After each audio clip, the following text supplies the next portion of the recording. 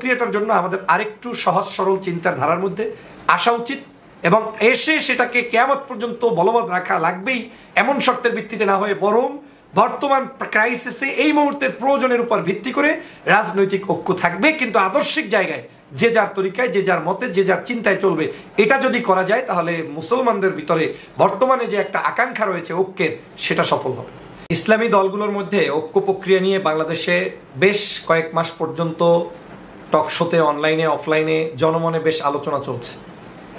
ইসলামী ঐক্য চায় বাংলাদেশের সিংহভাগ মানুষ। তারা মনে করে বাংলাদেশের ইসলামী নেতৃবৃন্দ যারা আছেন, ইসলামিক রাজনৈতিক দল যারা পরিচালনা করছেন, তাদের মধ্যে একটি আন্ডারস্ট্যান্ডিং থাকা দরকার, ঐক্যবদ্ধ অবস্থান থাকা দরকার, যেটা হলে বাংলাদেশের নাগরিকরাই তার সুফল ভোগ করবে। কেউ কেউ এমনটাও মনে করেন যে বাংলাদেশে যদি ইসলামী শক্তিগুলো, বিশেষ করে ইসলামিক রাজনৈতিক দলগুলো এক প্ল্যাটফর্মে আসতে পারেন, তাহলে হয়তো ভবিষ্যতের রাজনৈতিক চিত্রটাই বাংলাদেশে পরিবর্তন হয়ে যেতে পারে। কেউ কেউ ভাবছেন যে বাংলাদেশের রাষ্ট্র ক্ষমতায় আসার জন্য যে পরিমাণ ম্যান্ডেট দরকার সেটা ইসলামী শক্তিগুলো রয়েছে। তো যে যাই ভাবুক না কেন, ঐক্য চাচ্ছে সবাই। মানে এক বাক্যে সাধারণ জনতাদের মূল দাবিটাই হচ্ছে ইসলামী শক্তির ঐক্য। এর অন্যতম কিছু কারণও আছে, কারণ বাংলাদেশের যতগুলো রাজনৈতিক সরকার বিভিন্ন সময় এসেছেন, তার মধ্যে ইসলামী শক্তিগুলো সবসময় উপেক্ষিত থেকেছে।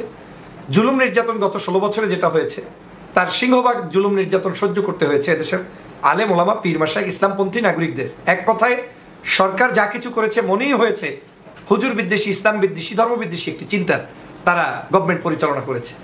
তো সেই সকল কারণেই, এই জুলুম নির্যাতন অত্যাচারের কারণে জনগণের হৃদয় এখন নতুন করে বাসা বাঁধা শুরু করেছে যে ইসলামী ঐক্য দরকার এবং ইসলামী ঐক্যের জন্য সকলের ভিতরে যে দূরত্ব আছে সেটা দূর করে দেওয়া দরকার।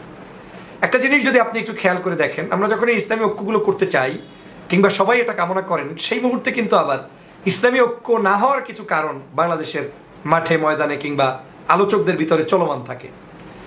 এই আলোচনা থাকা, সমালোচনা থাকাটা দোষের কিছু নয়, কিন্তু এইগুলো যখন চলমান থাকে, প্রক্রিয়াটা বাধাগ্রস্ত হতে গিয়ে দেখা যায় যে একটা পর্যায়ে গিয়ে আর ঐক্যটা সম্ভব হয় না। বাংলাদেশের সবচেয়ে অনৈক্যের একটি বড় কারণ আছে, সেটার নাম হচ্ছে আকিদা। আকিদা কার কি খারাপ, কোন মাযহাব কার, কোন তরিকা কার, কোন পীরের কে মুরিদ, কোন আদর্শকে ফলো করে, অথবা কোনো একটি রাজনৈতিক দর্শন তার আকিদা হচ্ছে সে ভিন্ন কোনো দেশের একজন ব্যক্তির চিন্তা চেতনা লালন করেন, এরকম বিভিন্ন মন্তব্য থাকার কারণে একটা সহজ শব্দ হচ্ছে আকিদাগত প্রবলেম। কিন্তু আমরা যারা আকিদার প্রবলেম নিয়ে কথা বলি, অ্যাট দ্য সেম টাইম আমরা সেই ব্যক্তিদের পিছনে নামাজ পড়া বর্জন করি না। মসজিদের ইমাম দেখবেন চরমনায়ের পীর সাহেব হুজুরের পন্থী মুরিদ আছে, ইমামতি করে, জামাত গিয়ে সেখানে নামাজ পড়ে। আবার তাবলিগ জামাতপন্থী একজন ইমাম আছে, পীর সাহেবরা গিয়ে সেখানে মসজিদে নামাজ পড়ে। জামাত ইসলামপন্থী একজন ইমাম কিংবা শিক্ষক কিংবা প্রিন্সিপাল আছে, তার পিছনে গিয়ে অন্য অন্য পীর মাশায়েখ ইসলামপন্থী দল, তারা গিয়ে কিন্তু অনায়াসী নামাজের মুক্তাদি হিসেবে সেখানে নামাজ করে, ইমামকে ফলো করে, তাদের পিছনেই কিন্তু কথাবার্তা, ঘোরাফেরা, একসাথে চলাফেরা, এটা আমাদের চিরাচরিত বাংলাদেশের একটি অভ্যাস পরিণত হওয়া আছে। তার মানে আকিদার প্রবলেম দিয়ে আমি কিন্তু নামাজ ত্যাগ করছি না, তার পিছনে হাত বাঁধা আমি বন্ধ করছি না, কিংবা তার কোনো প্রোগ্রামে আমি যাওয়া বন্ধ করছি না, একে অপরের বৈবাহিক সামাজিক সব জায়গায় যাচ্ছি।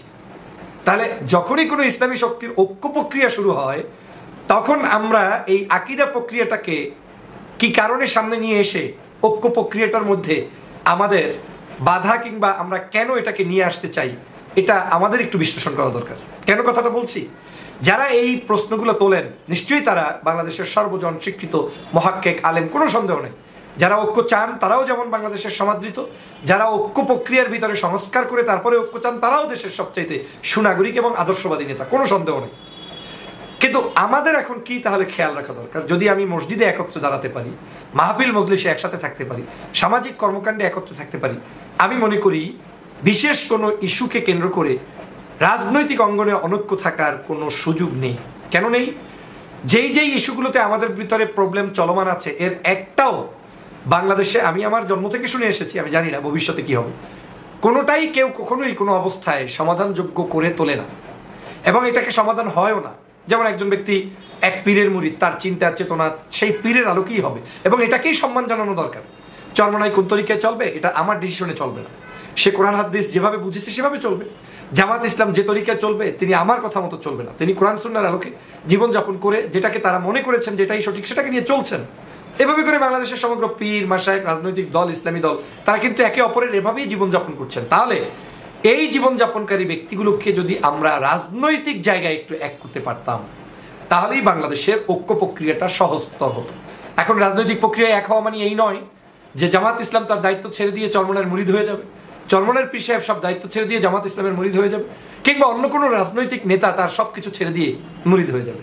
ঐক্য প্রক্রিয়াটা এখন আধুনিক যুগ, মানুষ বোঝে আপনি কি বলতে চান, আমি কি বলতে চাই, এটা জটিল হওয়ার কিছু নেই। ঐক্য প্রক্রিয়াটা হতে হবে এরকমই যে আমরা বাংলাদেশের ফেসিবাদ আওয়ামী লীগের যে সকল অপতৎপরতা, তার বিরুদ্ধে আগামীর বাংলাদেশ, ধর্মপ্রাণ মুসলমানদের বাংলাদেশ, কিংবা ইসলামপন্থী রাজনৈতিক দলগুলোর ঐক্যবদ্ধের একটি বাংলাদেশ কিংবা শক্তি অর্জন করা, যেটা হলে অন্য কেউ ক্ষমতায় আসলেও আপনাকে ভয় পাবে, সেই অর্জনটার জন্য বিশেষ কারণে আমার ঐক্য।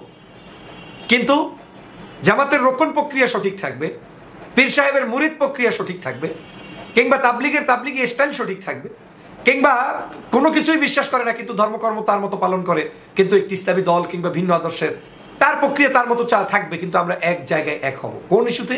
রাষ্ট্র সংস্কার ইস্যুতে, দেশ সংস্কার ইস্যুতে।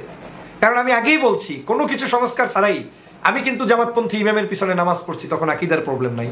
আমি কিন্তু একসাথে বিবাহ বন্ধনে যাচ্ছি, সামাজিক অনুষ্ঠান করছি, আকীদার প্রবলেম নাই। শুধু রাজনৈতিক জায়গায় আসলে আমরা এই প্রবলেমটাকে যখন সামনে নিয়ে আসি, নিশ্চিত এটা আমাদের জায়গা থেকে যদি আরেকটু রিকভারি করে আমরা আরেকটু উদারতার পরিচয় দিতে পারি, তাহলে আমাদের ঐক্য প্রক্রিয়াটা সহজ হয়। এবং এই ঐক্য প্রক্রিয়ার মধ্যে এটাকে যে কিয়ামত পর্যন্ত একসাথে থাকতে হবে সেটাও আমি বিশ্বাস করি না। কেন করি না? রাজনৈতিক শিষ্টাচারের মধ্যে আজকের প্রয়োজনে আমার ঐক্য থাকবে।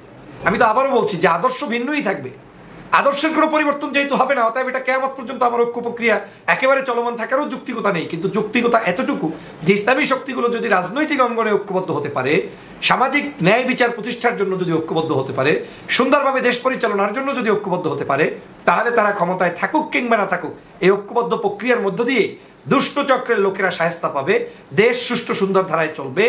এবং আস্তে আস্তে আস্তে আস্তে আমার মধ্যে আপনার মধ্যে সম্পর্ক বলবৎ থাকতে থাকতে আমাদের কথোপকথনের ভিত্তিতে কারোর ভিতরে যদি কোনো দোষ ত্রুটি থেকে থাকে, সেটারও কিন্তু একটা সহজ সমাধানের প্রক্রিয়া বের হয়ে আসবে। আবার এই জায়গায় আরো কিছু বিষয় আছে, যেমন আমি যখন বলি যে আপনার ভিতরে এই দোষ আছে, সে যখন আবার বলে যে না আমি আসলে এটাকে আপনারা যেটা বলছেন আদৌ সেটা আমরা ফলো করি না। এখানেও কিন্তু তর্ক বিতর্কের একটি জায়গা তৈরি হয়ে আছে বাংলাদেশে। তো সবকিছু মিলে আমার কাছে মনে হচ্ছে ঐক্য প্রক্রিয়াটার জন্য আমাদের আরেকটু সহজ সরল চিন্তার ধারার মধ্যে আসা উচিত, এবং এসে সেটাকে কিয়ামত পর্যন্ত বলবৎ রাখা লাগবেই এমন শর্তের ভিত্তিতে না হয়ে, বরং বর্তমান ক্রাইসিসে এই মুহূর্তের প্রয়োজনের উপর ভিত্তি করে রাজনৈতিক ঐক্য থাকবে, কিন্তু আদর্শিক জায়গায় যে যার তরিকায়, যে যার মতে, যে যার চিন্তায় চলবে। এটা যদি করা যায় তাহলে মুসলমানদের ভিতরে বর্তমানে যে একটা আকাঙ্ক্ষা রয়েছে ঐক্যের, সেটা সফল হবে।